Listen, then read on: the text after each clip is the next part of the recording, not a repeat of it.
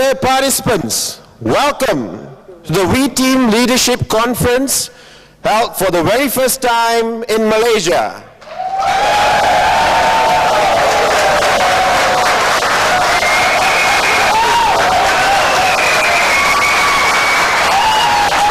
For the next 3 days, we will go through the basic training program of We Team International, and it gives me great pleasure to present to you the trainer, the key speaker for this conference. Ladies and gentlemen, I'm proud to present to you Mr. Jose S. Fabregas.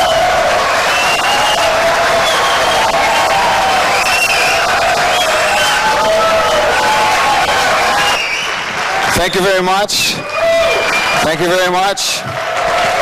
Good evening. I'm glad you're all here. I'm glad you could make it. This is a very exciting time. Thank you. I'd like to start with our first module in the basic training program. And before I give the title, I would just like to say that this industry has been alive for a very, very long time, okay? Since 1959, when a company in America started it, to this day I look up to the founders and the owners of this company, and they started this wonderful industry. However, there have been many, many people who have failed in this industry. There are many people that have succeeded and made lots of money. And I'm sure you've heard of these people. I'm sure you've heard them you've read of them in magazines, okay? You've heard their tapes. You've heard people talking about them. You've read about them in all the industry magazines. But, okay, let's be real tonight, okay? And that's one thing I'm going to have to ask, okay? Can I speak the truth tonight? Okay, many, many times, especially in this module, I'm going to be talking about things and subjects that strike straight into your activities and your heart. Not really. I don't have that much time with you. We only have until Saturday. You know, I wish we could be here for a week. There's so many activities. But again, because of so little time, I'm going to have to ask your permission to be able to speak the truth to you people. Is that okay with you guys? Is anybody going to be offended? No. We're here to learn, right? And part of learning is identifying a problem. Okay? So I'm going to be speaking the truth, most especially in this module.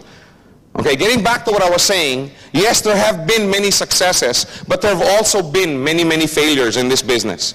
Okay, let's be real. Let's not hide issues that are real to a lot of people. Many, many people have come into this industry with their hopes and their dreams up here and have never really gotten their businesses off the ground, their organizations off the ground. I'd like to examine why. Okay? I'd like to examine why these people didn't succeed. I've been looking at these examples for a long time. Early in my career in this business, I also lived up to these examples that I'm going to be showing you. But fortunately, I had a good teacher, a good leader who taught me the right things. Okay, so I'd like to go over them. And I basically call this the 8 reasons why people fail in this industry. Okay, 8 of what I feel and the rest of us in the V team feel are the main reasons why people fail in the industry. There probably are more, okay, but I'm sure if you examine them, sooner or later you'll find that they're tied up to these 8. Now all of these are important. I didn't really put them down in order of importance, okay.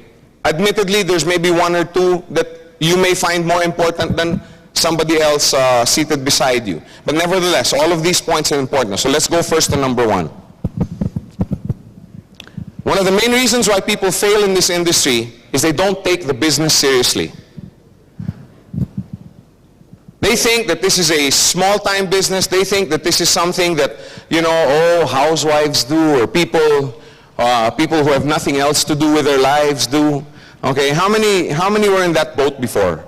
Okay, that's how I used to look at this. You can do it. You got nothing better else to do. Okay, this is way, way back when I was much, much younger. Okay.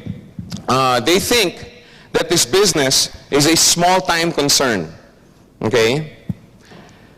Now, I had been in traditional business before I got involved in this wonderful industry. And my financial auditor in my business was a covenant brother of mine, and he was also my financial advisor. And as you will see over the next 2 or 3 days, I'm a bit I'm a bit lively at times and aggressive, and I like to, I like to be at the forefront. I like to do things. So I was always looking at new businesses to invest in. And I remember, as financial advisor, we made a deal that before I do anything, I would give him a call. Okay, so I remember calling him many, many times saying, "Hey, Mon, I have a fantastic business that I can get into. I have a very good business that we can get into." And I still remember his voice up to this day over the phone telling me, "Joe, all businesses are good, okay, as long as you manage them properly. All businesses can be profitable as long as you manage it properly. Okay, you can sell peanuts, literally, you can sell peanuts, okay, and still make still make a lot of money." I mean, evidence to the fact is that when you go into a 7-Eleven store, right, are there bags of peanuts that you can buy? I mean, do you think these people sell these peanuts for a loss? They're making money doing it. Okay, so yes, literally, even selling peanuts. I know somebody in the Philippines. I know of somebody in the Philippines who owns a sari-sari store. Sari-sari store in Malaysia would be, I think the Indonesians understand it, a store where you can buy everything. If you go to the Philippines, almost on every street corner, okay, you will see these little stores that have a hodgepodge of goods, all dumped together for, for the people to come in and buy. And he doesn't think this is a small-time business. Okay, his name is Henry C. Okay, he owns the Mega Mall chain, the Shoe Mart Mega Mall chain. And there's about, I don't know, 14, 15, 16 all over the Philippines. Okay, I heard that, but he owns a sari-sari store. But he just took the business very, very seriously.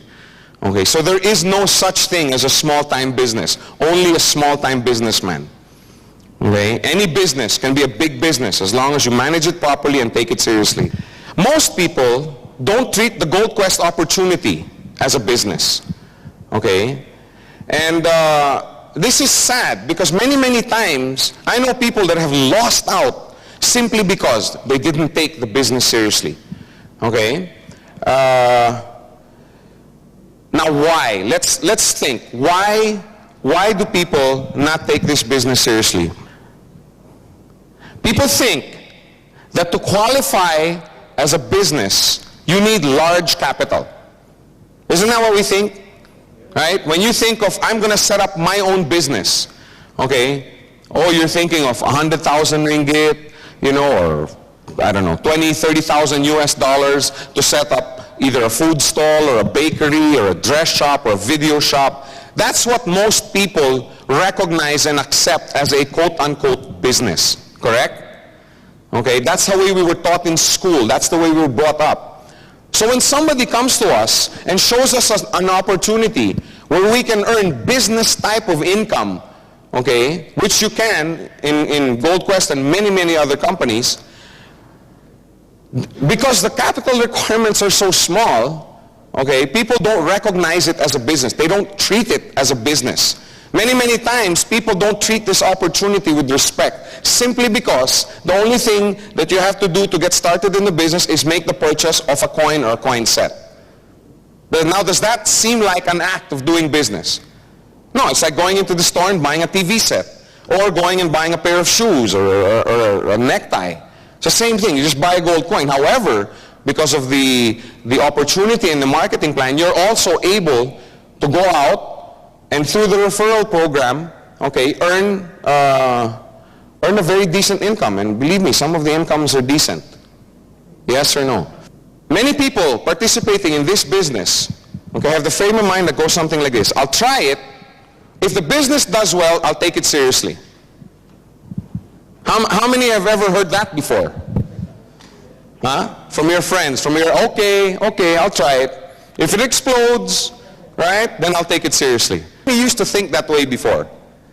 Okay, great. That's fantastic. No, not because you used to think that way, but because you don't think that way anymore. Okay?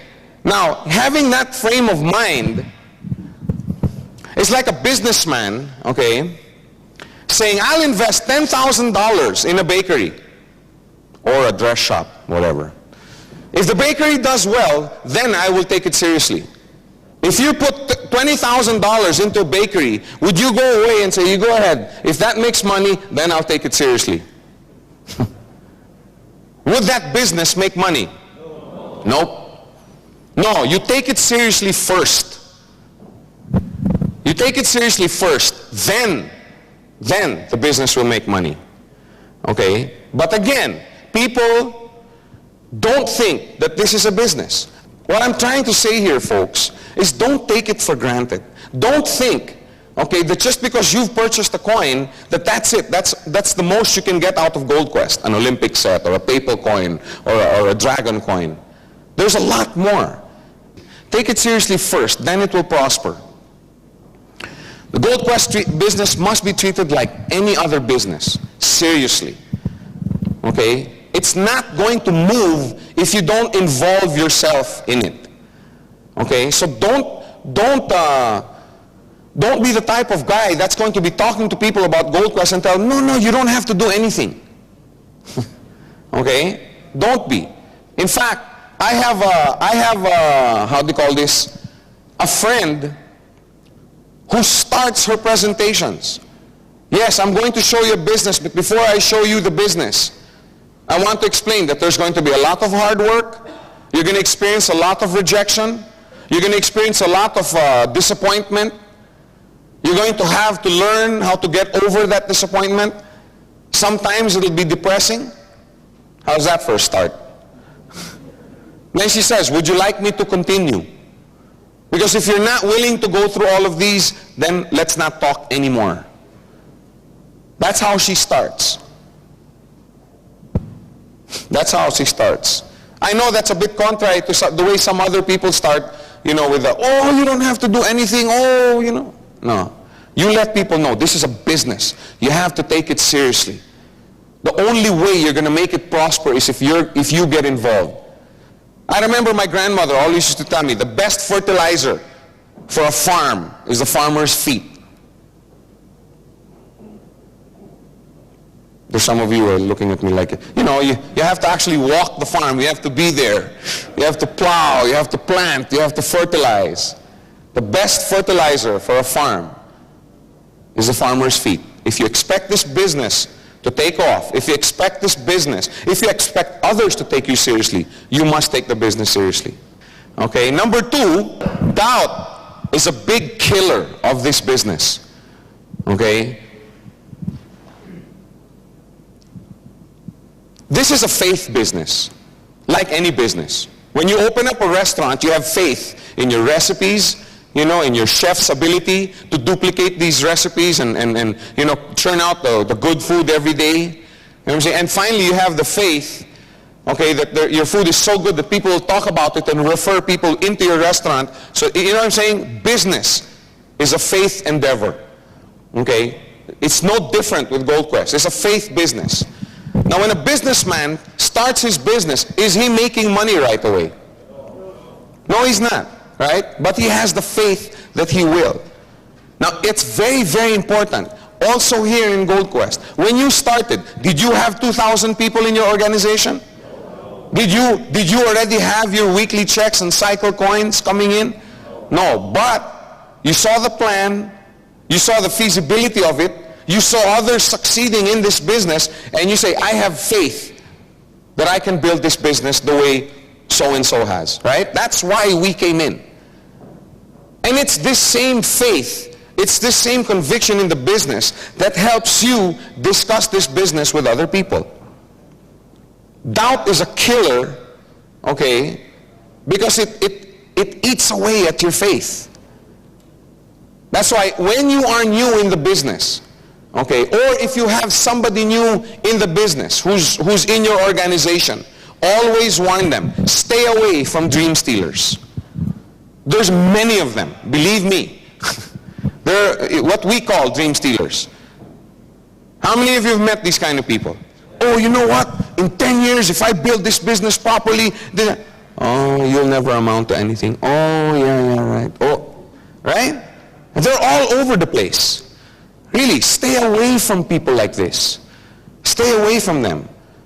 If you're presenting the business to someone and you're a newcomer, don't get into arguments. And pass this down. The moment somebody starts to argue with you, okay, then just say, I'm sorry, no offense. Okay, I was hoping that you'd be interested in a very, very good opportunity that's been working for people. But hey, if you don't like it, great, let's go play bowling or something. Don't get into arguments unless you will be the one doing the influencing. I have seen it happen many, many, many times. Where somebody will come in all on fire. Whoa! Cycling every day. I'm not talking about bicycling. And then he comes and he talks to his uncle. Uncle, guess what? Oh man, I have friends who got burned in that industry. Oh, did you know that there's 3 companies like that closed? Really? What? Oh, but you know, this company is different. No, it's not. They're all the same. You know, look at the directors. Look at them. Look at them. Shows them the profile. And this guy who was excited a few minutes ago walks away. You know, maybe my uncle's right. Maybe I made a mistake. The moment you get in front of somebody like that, oops, sorry, no offense, I'd rather not talk about it, then just walk away. Stay away from people like that. Because believe you me, there will be people who will be like that. For every one person that you will find that will embrace the vision that is Gold Quest, you will find 20 others who will tell you, you're nuts. And you know why? Have you ever wondered why there's so many people like this? Have you ever wondered? Because it's the cowardly thing to do. It doesn't take any courage to accept where you are. And you know how you are in life. As the harsh realities of life start setting into your life, your dreams start, you know what I'm saying? Your goals and your standards start getting lower and lower and lower. You know what I'm saying? I've been through that, I know. And I know I'm not the only one in the room tonight. And finally they're at the point where they're so low, where the only goal you have is as long as I don't end up in debt. Right? What happened to our lofty ambitions in college and in high school? Reality sets in. There's many, many people like that. Now it takes absolutely no courage to accept. It takes absolutely no courage to look at somebody and say, what you're doing is useless. In other words, what they're saying is, how dare you think that you can rise above everybody else when you're just one of us? That's the reason why there's so many people like that. They've just resigned themselves to the fact that, oh, this is as far as I'm going, and I might as well learn how to live with it. I might as well learn how to be happy. I might as well learn to accept my fate. That's why there's so many people like that. It takes no courage. It takes a lot of courage to do what you guys are doing. It takes a lot of courage to say, I'm sick of the system, I'm sick of financial worry, I'm sick of somebody owning my life, I'm going to do something about it. And you know why it takes a lot of courage? Because when you don't achieve it, it hurts. Doesn't it hurt when you dream for something and you don't get it? That's why it takes a lot of courage. Those people would rather not dream anymore. And that's why there's so many of them out there. Stay away from people like that. They will sap your spirit, they will sap your energy. Hang around the people that are rabid about Gold Quest. Hang around the people that stay in the office until 4:30 doing the business. Always remember the SW principle. Some will, some won't, so what? Someone else is waiting. I walk away from some meetings going SW to myself. Some people will come in, some people will see the vision, some people won't. So what? Don't take it personally. Go to the next guy. This guy doesn't see the vision and the opportunity, so what? Go to the next guy. But let me tell you one thing. Just the fact that you're going around getting a bunch of no's, okay? Believe me, once you start succeeding in the business, all these people that used to say no, when they see you taking your family out more often, right? When they see you coming home earlier to your children and to be with your wives and your husbands. When they see you driving a new car, they're going to say, wait a minute, what's this guy up to? Oh yeah, remember the business I was talking to you about? In other words, what I'm trying to say is don't be afraid of no's. Don't be afraid of people telling you no. Because as you succeed, okay, as you succeed, more and more people are going to look and say, hey, it really does work. Another principle that's not here is money is relative. The more money you have, the more relatives you have. No, I was just kidding. What I'm trying to say is, but you know, I mean, let's face it. There's different sets of rules for people, right? We have some wacko out in the street, you know, who's crazed and everything, and you know, he eats 10 million hot dogs a day with peanut butter on them. The guy or beggar say, look at that crazy old fellow, right? But if the guy lived in IOI, which is a very nice a posh place here in Malaysia, no, he's not crazy, he's eccentric. Right? You know, everything changes, but that's the way it is. Once you start to succeed, people take notice. People take notice. They say, hey, what is this? What is this guy doing? What is he doing that I'm not? That's what I'm saying. The more no's you get, the more people are going to be watching you. How many have people watching them right now? How many? If you can't raise your hand, that means you haven't talked to enough people.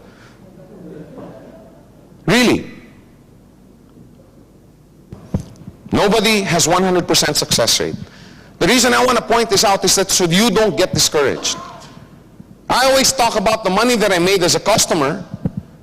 There's some of you that know. I made 15,000 US my first 4 weeks as a customer in this business.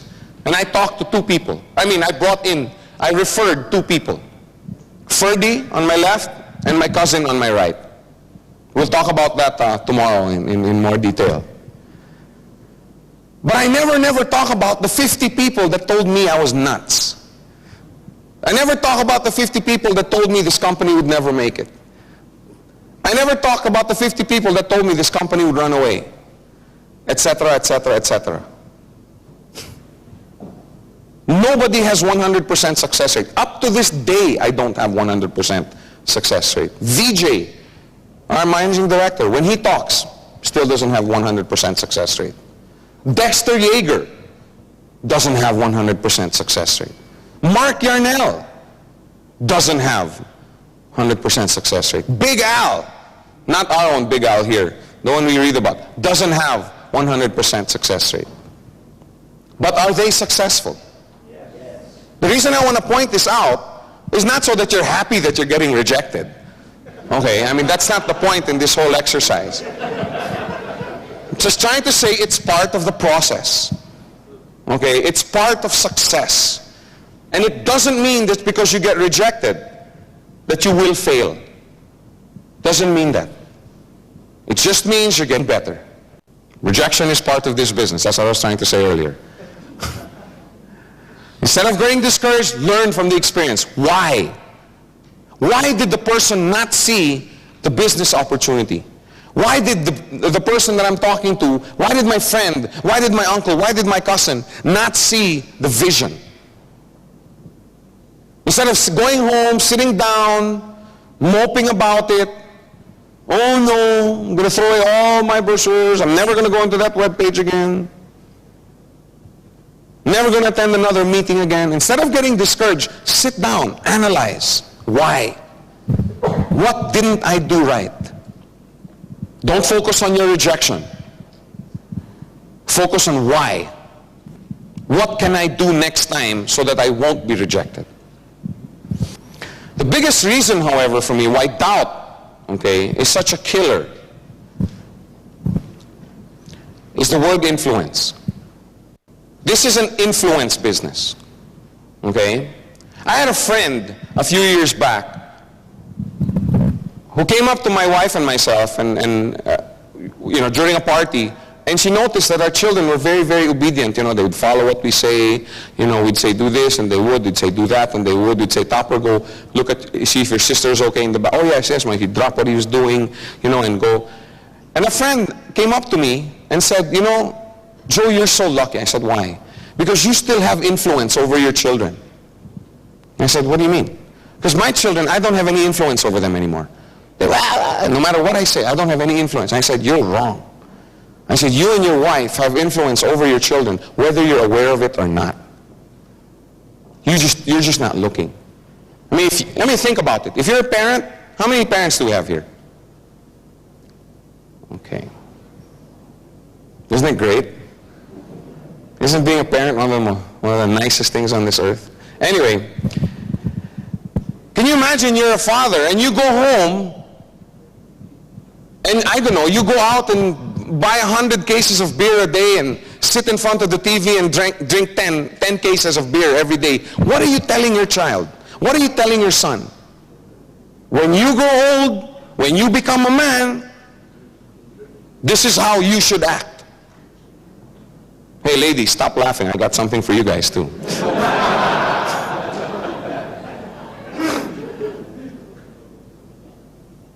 When you're at home as a wife, they're going, uh-oh. And your husband comes home after a hard day's work, and you're there, why only now? I told you to go to the grocery. I'm not going to cook dinner for you. You go and... What you're telling your daughter, hey wait, the serious side is what you're telling your daughter, right, is when you grow up and you have a husband, this is the way you should treat him. You have influence over your children whether you're aware of it or not. That's what I was telling my friend. It's the same thing in this business. You have an influence over your organization. Whether you want to admit it or not, whether you even care to think about it. If your organization looked like this, you'll always be the standard bearer of that network. Of course, if you build properly, it's not going to end there. But you will always be the apex of that network. You will always be the standard bearer. You'll always be the one that people look to. They're not going to look at your leaders. They're going to look at you. Haron's the one who, referred me to this business. How's he doing? What's he doing? What's his frame of mind? When you doubt, your influence filters down. Can you imagine having your two who are so excited? Hey, guess what? I love this business so much. I have so much freedom. I've never made so much money in my life. I think I'm going to do this full time. Then you come up to these two going, hey, wait. Maybe that's not a wise thing to do. Maybe it's not a wise thing to, put all your eggs in one basket. Don't resign from your job. What do you think is going to happen to these two? Are they going to go home, like Bravehearts? No, hey, wait, does Joe know something we don't? Does he know something? Or wait a minute, maybe, you see what I'm saying? So what do you think they're going to tell their leaders? Hey, wait, we better have a meeting. I mean, we should meet with Joe. There's something wrong here. Why? What do you mean there's something wrong? Oh, we were thinking of doing this full time and Joe discouraged us from doing it. Oh my gosh, we better tell our leaders too. You see what I'm saying? That filters down. You influence your organization whether you're aware of it or not. The only question, folks, is, are you a positive influence or are you a negative influence? Think about your activities the last 2-3 months. Have you been a positive influence or have you been a negative influence? Remember I said, some of the stuff I'm going to say is going to hurt a little bit. What seeds have you sown the last 2, 3, 4 months?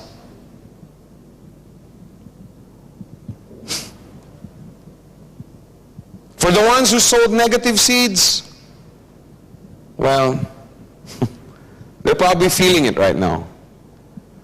But for the ones who sowed positive seeds, I mean, we've been having some problems with a few members of the press in this country, right? And there have been many, many people that have been, oh, you know, the Chicken Littles, the sky is falling, oh, the world is ending. But there are people in this room whose incomes have gone up. These are the people that are saying, yep. What kind of influence are you to your organization? Positive or negative? Okay? Now always remember, positive down. Anything positive, pass it down. Anything positive. Hey, I cycled. Hey, I got my first coin.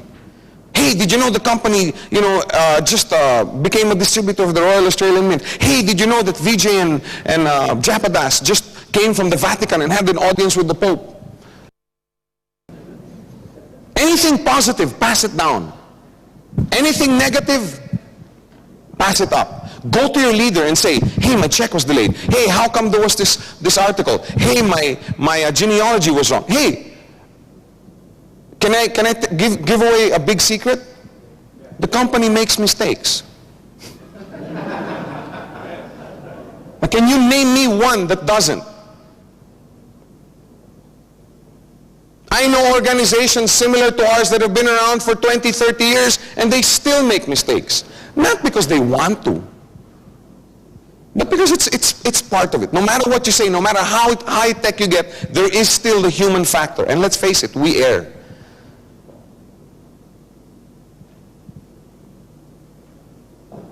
If you think that by joining this organization that there will never be a mistake made, well, you're going to be set up for disappointment. But one thing I think we can all attest to is the mistakes are getting less and less as this company gets older and older. Thank you.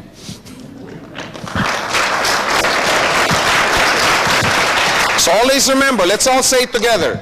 Positive down, negative up. Anything negative, take up to your leader. Take it up to a director. Take it up to one of the staff if you have a representative office where you are. Number 3, they don't invest time to be trained to master the business. They don't invest in time.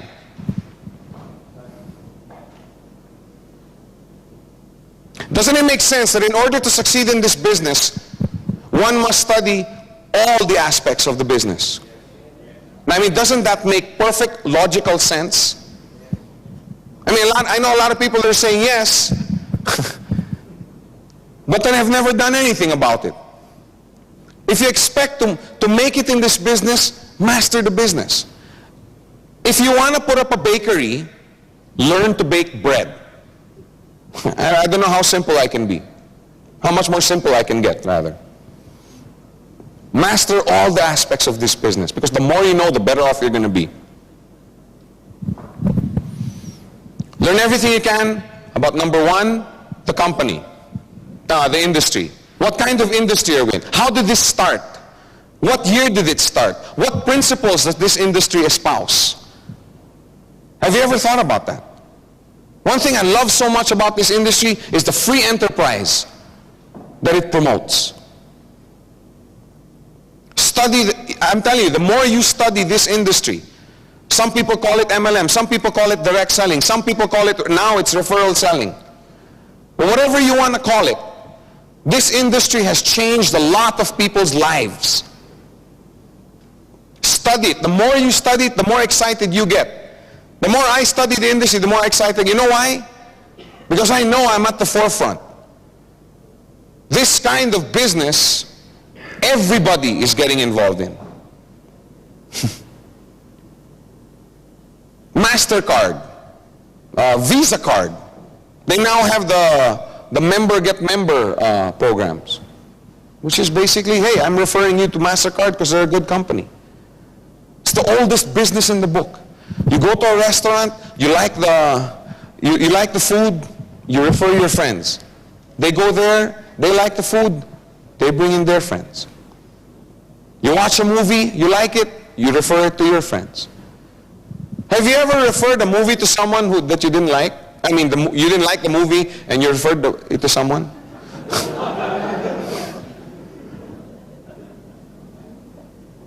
This industry is fascinating. There's books you can read about it.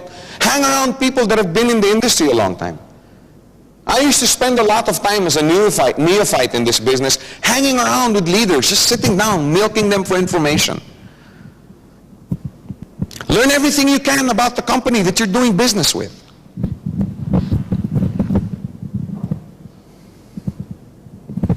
How did it start? Why did it start? Who were the founders? Why in Hong Kong?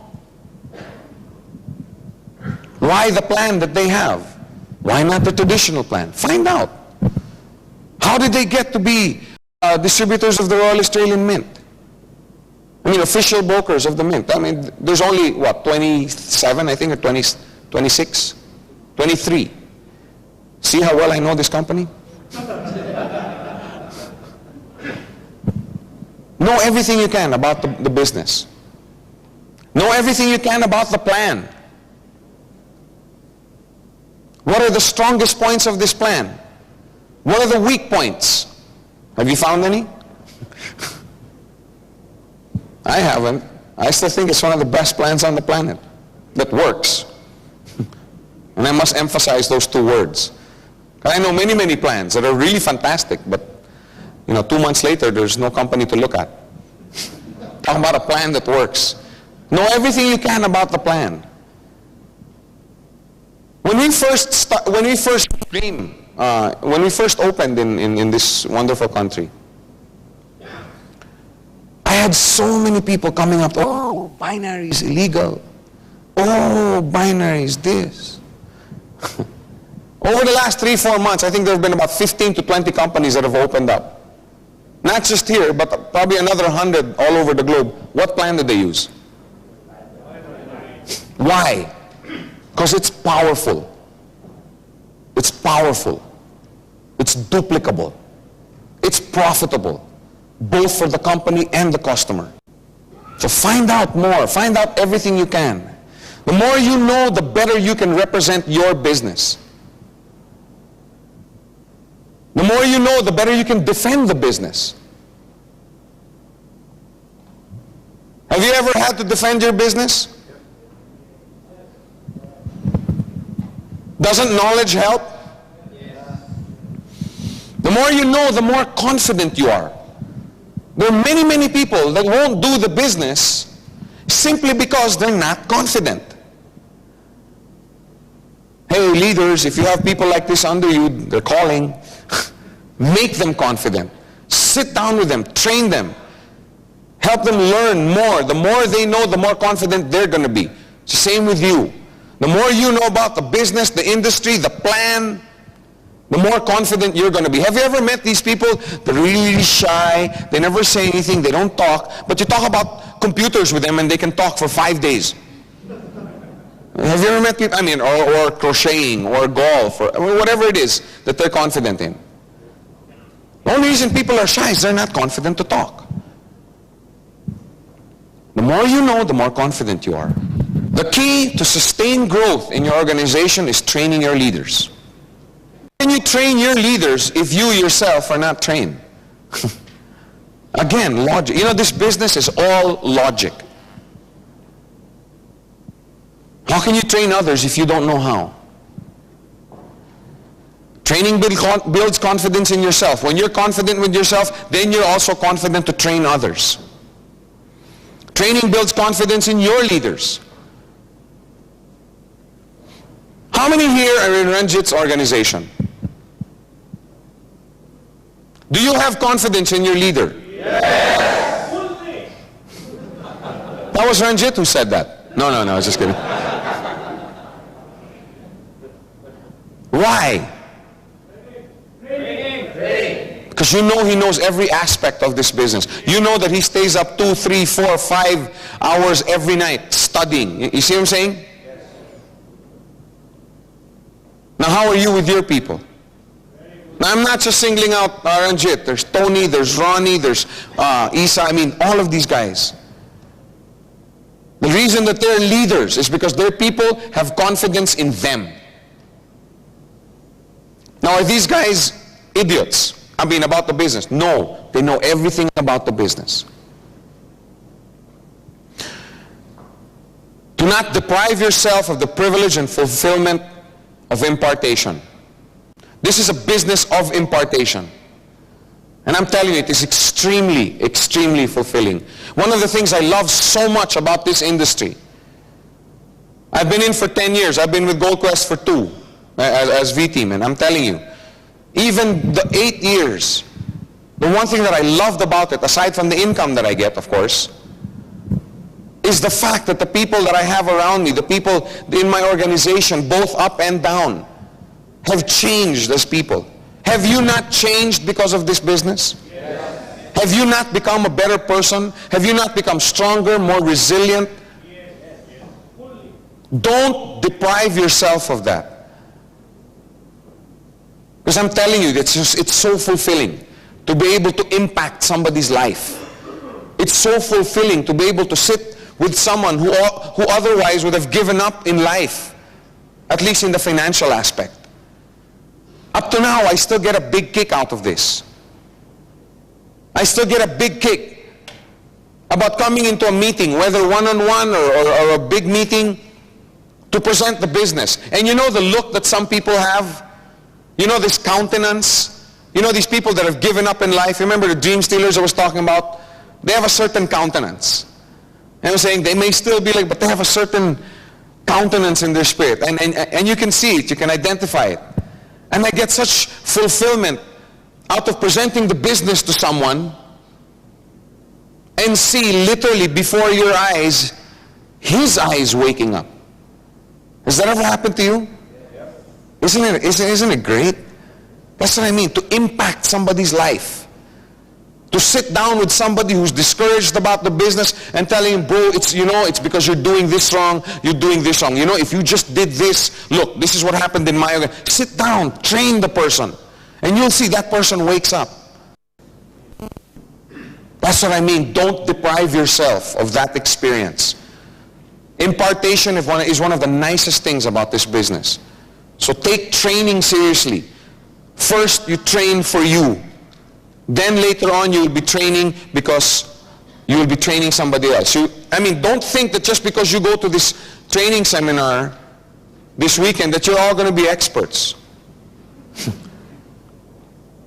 It's going to take a little time. That's why with these VCDs or VHS or whatever it is, whatever format you purchase. Another reason why people fail in this business is they think this is a get-rich-quick scheme. They think they come in and the next day they're wealthy.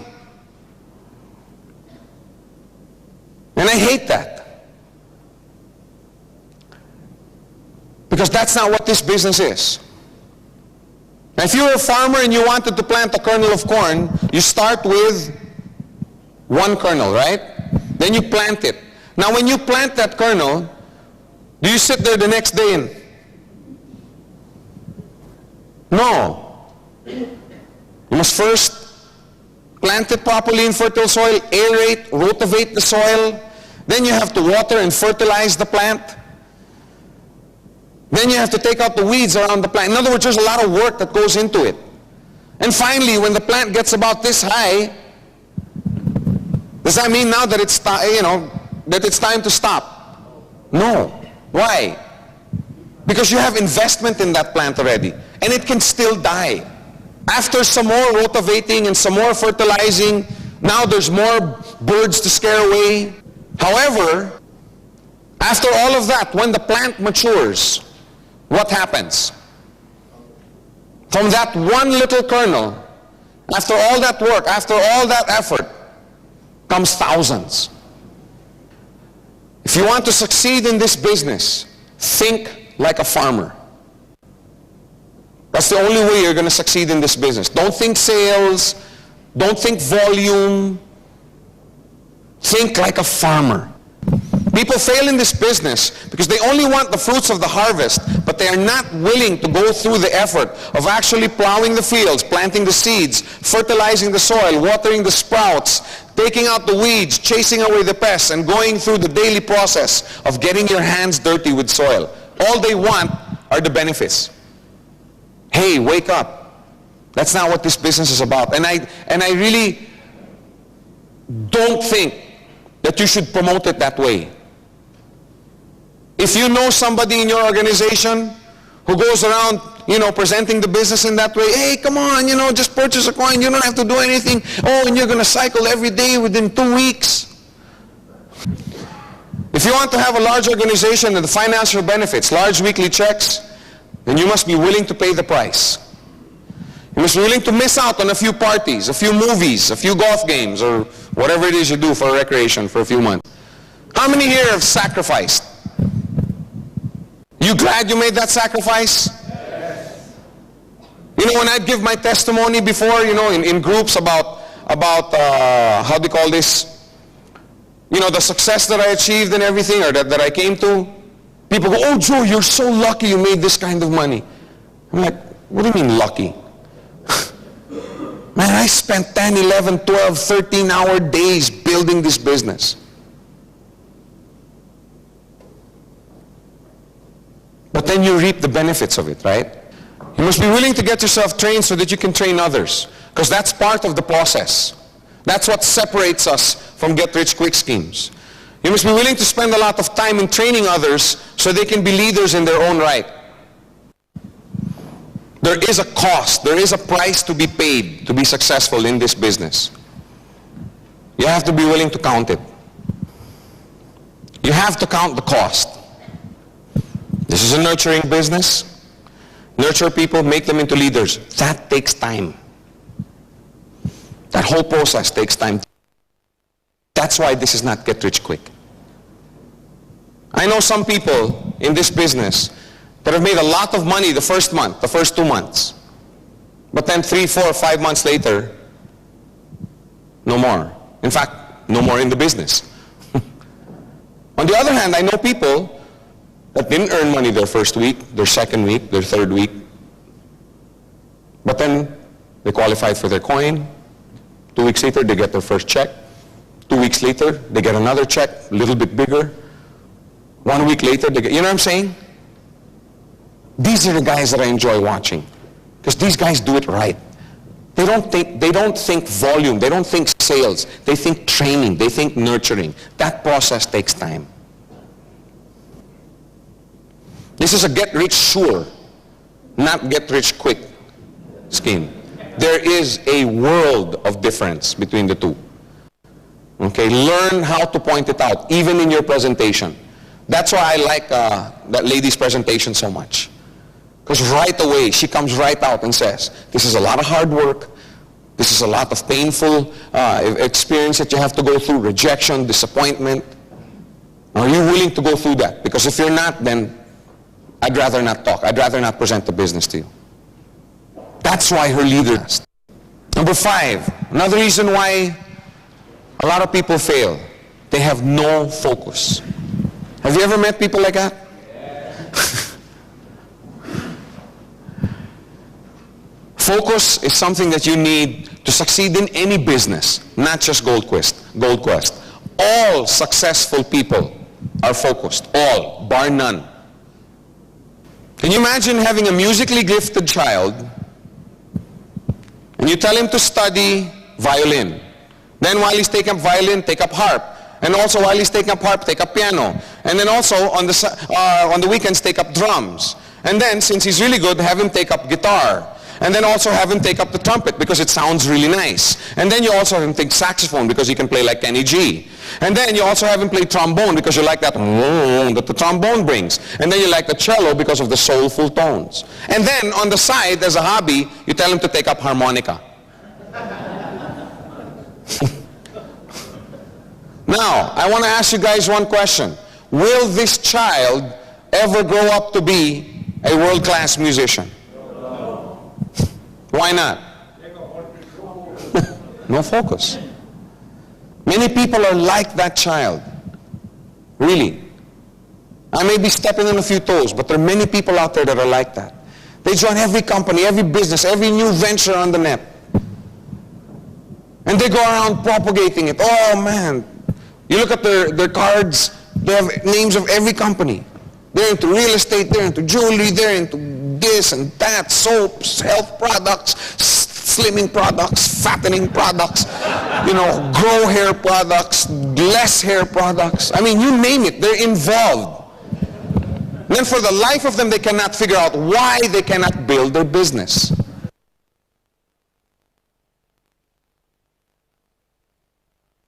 If you expect to succeed, focus. You have to learn to focus. The number one rule of warfare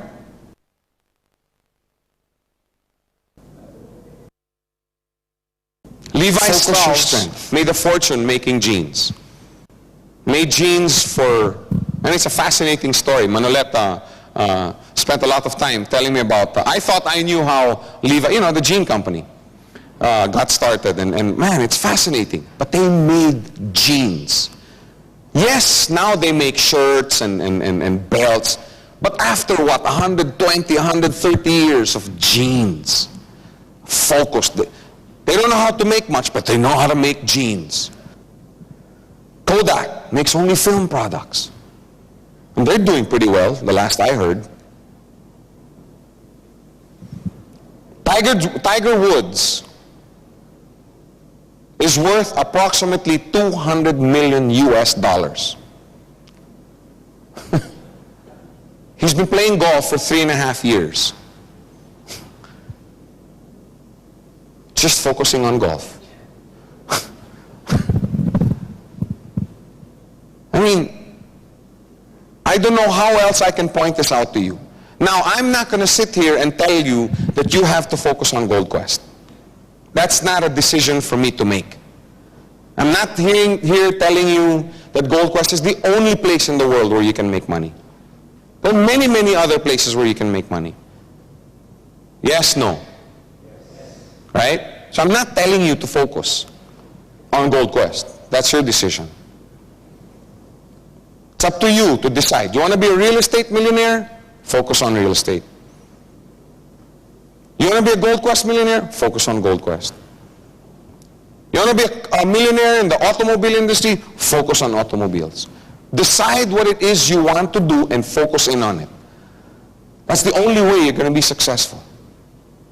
Don't become a master of all trades, a jack of all trades and a master of nothing. Number 6, they do not know how to present the business. If you expect to succeed, learn how to present. If you don't know how to present the business properly, people won't take you seriously.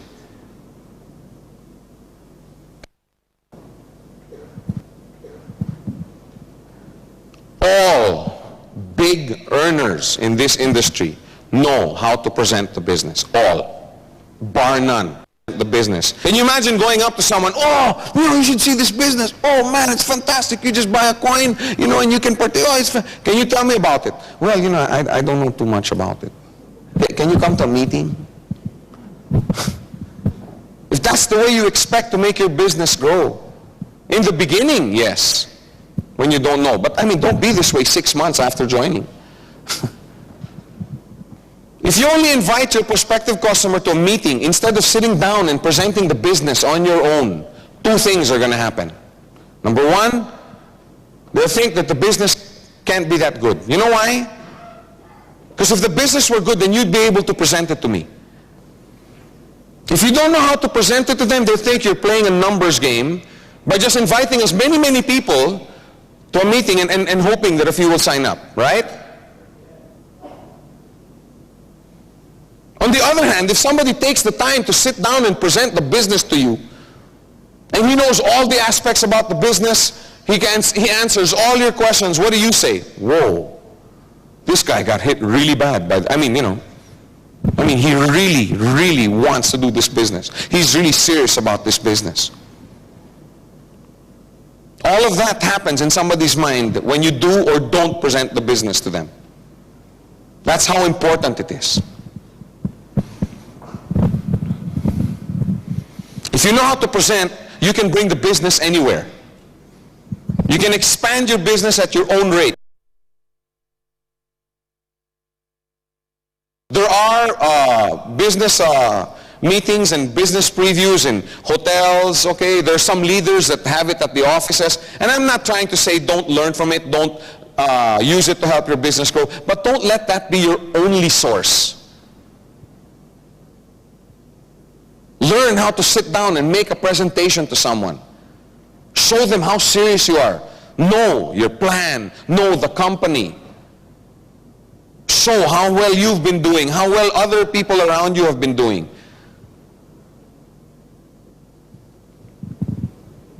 Imagine you have 5,000 people in your customer base.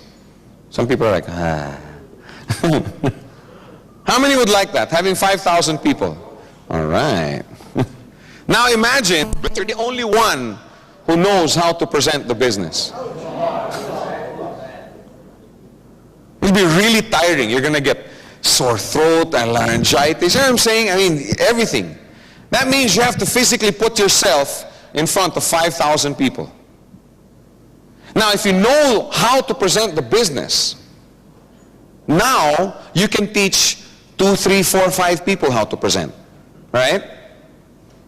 Then the 5 people with you can teach 10 others how to present. Then the 10 others can teach 20 others how to present. Let's stop talking about big numbers. Can you imagine having 200 on your left and 200 on your right, and they all know how to present the business plan?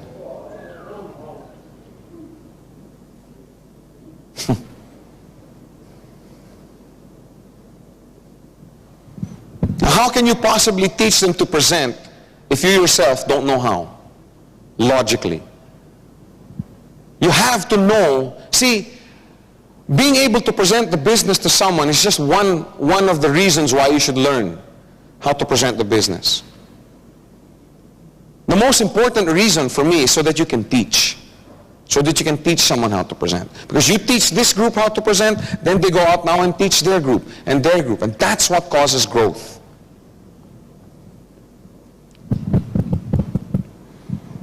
Remember, nurture and teach your people. One of the first skills you should teach is how to make a presentation. We'll take it up in the other modules, how you can, effectively teach your leaders in your organization how to make a presentation. Another reason why people don't succeed in this business, they don't look at the future. They only see today. People who fail only see today. If you want to be successful in anything that you do, learn how to look at the future.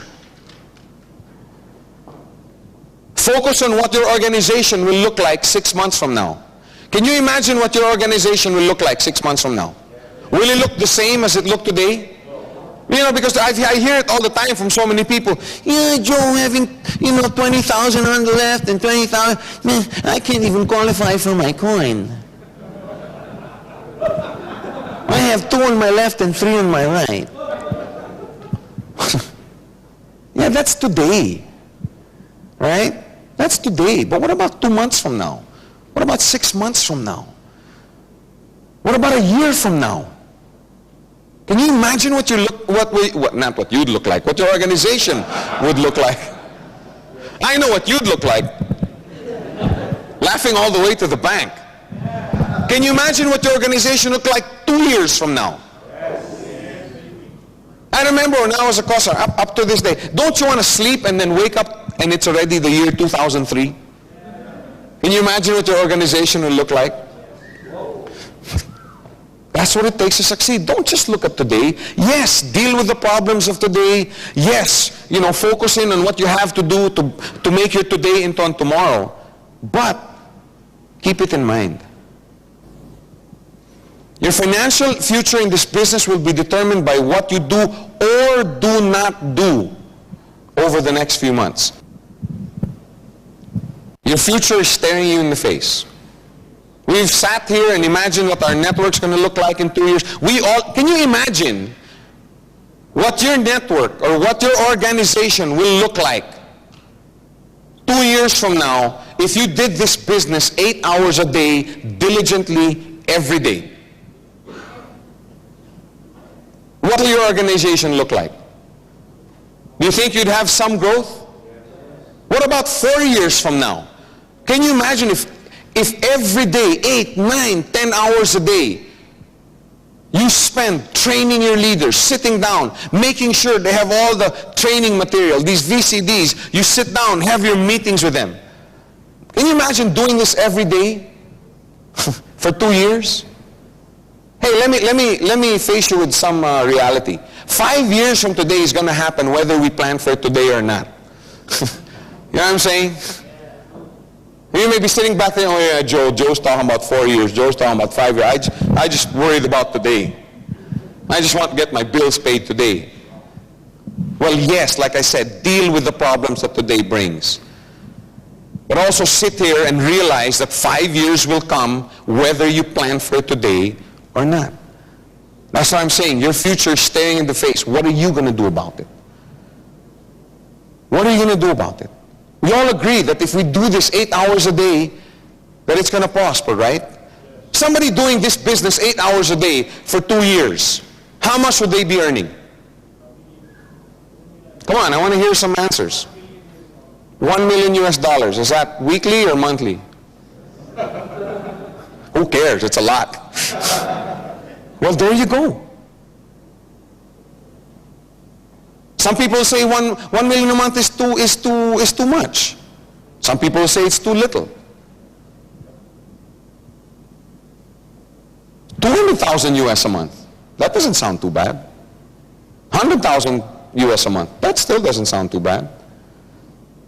Some people in the back going, God, if I just get $400 a week, I'll be happy. Well, again, it depends. What are you doing about it today? You want to succeed, look at the future. People who fail have no vision. And we specifically do not put here people who fail in GQI. People who fail, period, have no vision. All success starts with a vision. All. Everything starts as a vision. Without a vision, people perish. Vision is what gets people going. Vision is what keeps people alive.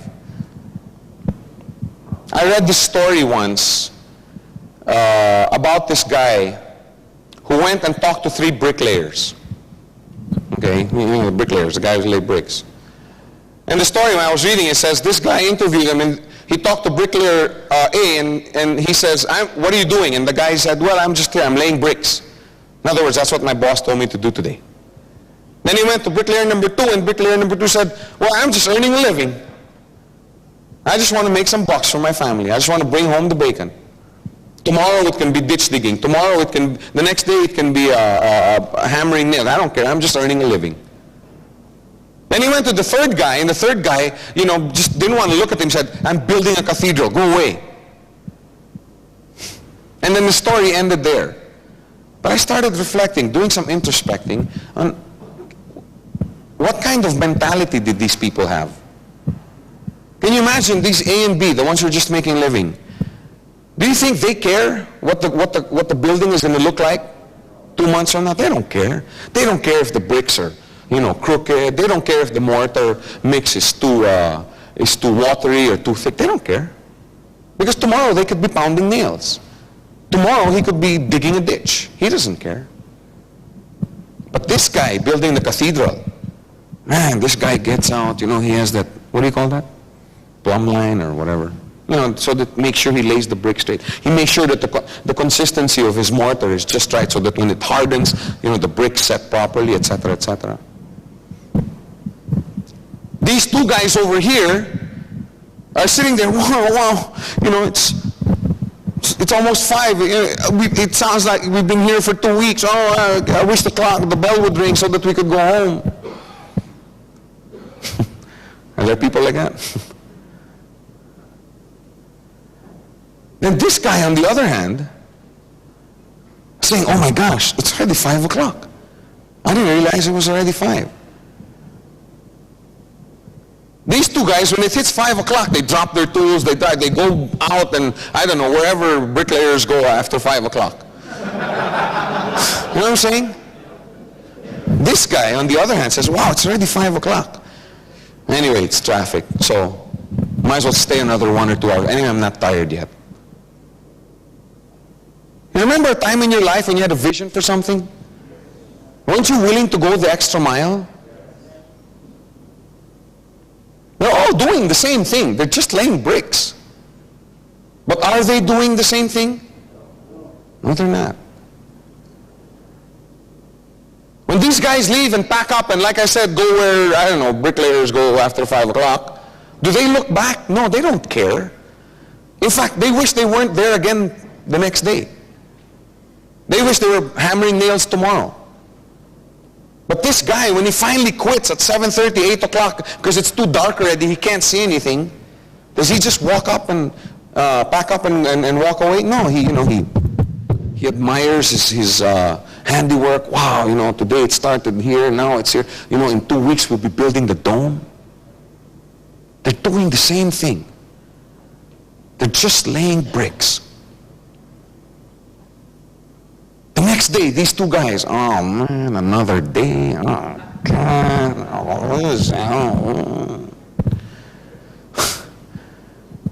But this guy over here, he wakes up, wow, today we're putting in the dome. Gotta get a good breakfast because I need my strength. He goes there, makes sure all his tools are in place. You know what I'm saying? Make sure he rests properly. Because today they're putting in the dome. They're all doing the same thing. But that's what a vision does for you. It changes what you do on a daily basis.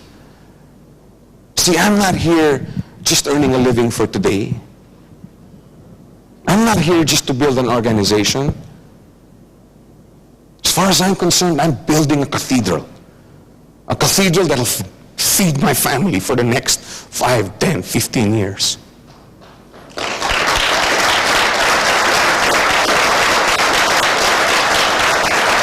When you have a vision like that, you don't take things lightly.